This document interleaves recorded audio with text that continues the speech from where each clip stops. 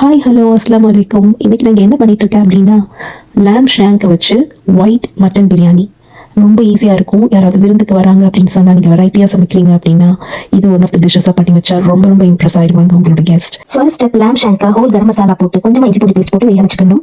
ஆயிலில் பட்டை கிராம்பு ஏலக்காய் ஸ்டார் ஆனஸ் கொஞ்சம் ஒரு சின்ன ஜாவித்ரி அப்புறம் பிளாக் கார்டமம் இதெல்லாம் போட்டுட்டு ஆனியன் போட்டு அதை டிரான்ஸ்பரண்ட்டாக வர வரைக்கும் நல்லா வதக்கிட்டு, ஆனால் ப்ரௌன் ஆகிடக்கூடாது, வெரி இம்பார்ட்டன்ட், ஆனியன் ப்ரௌன் ஆகிடக்கூடாது, டிரான்ஸ்பரண்ட் ஆகிற வரைக்கும் வதக்கிட்டு இஞ்சி பூண்டு பேஸ்ட் போட்டுட்டு அதுக்கப்புறமா தயிர் கொஞ்சம் எக்ஸ்ட்ராவாகவே போட்டுட்டு நல்லா வதக்கி விடுங்க.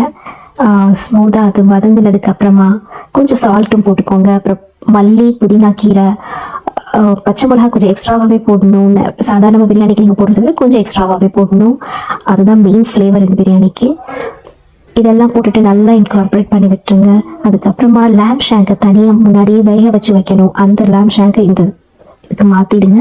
இந்த மசாலாக்குள்ளே போட்டுருங்க. அது நல்லா இன்ஃப்யூஸ் ஆகட்டும். அந்த ஃப்ளேவர்ஸ் எல்லாம் லேம் ஷேங்குக்குள்ளே இன்ஃப்யூஸ் ஆகணும். ஸோ இப்போ எல்லாத்தையும் மாற்றினதுக்கப்புறமா அதை கவர் பண்ணி வச்சுடுங்க லிட்டை போட்டு. ரிமெம்பர், லேம் ஷேங்க் ஆல்ரெடி குக் ஆகிடுச்சு. ஒன்லி திங் அது ஃப்ளேவர்ஸ் இன்ஃப்யூஸ் ஆகிறதுக்காக தான் இப்போ இதில் மாற்றிருக்கோம். இப்போ ஃப்ளேவர்ஸ் உள்ள வச்சுட்டு மூடி போட்டாச்சு. இப்போ மட்டன் வேக வச்ச ஸ்டாக் கிடச்சது இல்லையா, அதோட அளவுக்கு ஏற்ற மாதிரி தேங்காய் பாலும் தண்ணியும் மிக்ஸ் பண்ணிக்கோங்க.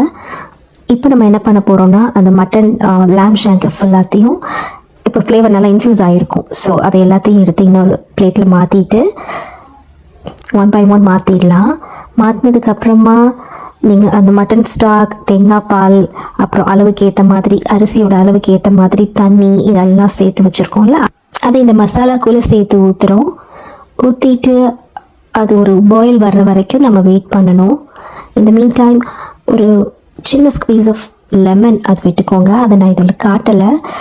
ஒரு குட்டி ஒரு பாதி ஹாஃப் லெமன் போதும்.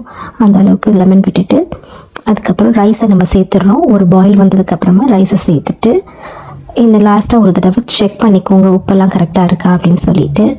அப்புறம் மிக்ஸ் பண்ணிவிட்டு கொஞ்சம் நேரம் அரிசியும் தண்ணியும் ஈக்குவலாக வர்ற வரைக்கும் வெயிட் பண்ணணும். அது இப்போதும் உள்ள ரூல்ஸ் தான் பிரியாணிக்கு. இப்போ லேம் ஷேங்கை இங்கே மாற்றிடலாம். ஏன் இப்போ லேம் ஷேங்கை நம்ம எடுத்துகிட்டு திருப்பி மாற்றுறோம் அப்படின்னா முடிஞ்ச வரைக்கும் அதில் உள்ள ஃப்ளேவர்ஸை தக்க வச்சுக்கிறதுக்காக தான். அது மேலேயே தண்ணி இதெல்லாம் ஊற்றும் போது அதில் ஃப்ளேவர்ஸ் லூஸ் ஆகிறதுக்கு வாய்ப்பு இருக்குது. ஸோ அதனால தான் நம்ம எடுத்து வச்சுட்டு திருப்பி மாற்றுறோம் இங்கே. இப்போது அரிசியும் தண்ணியும் கொஞ்சம் ஈக்குவலாக வந்துடுச்சு. அடி பிடிக்காமல் இருக்கிறதுக்காக ஒரு தடவை நல்லா கிளறி விட்டுட்டு லிட்டை போட்டு மூடி வச்சிடலாம். இப்போ தம் போட்டுடலாம்.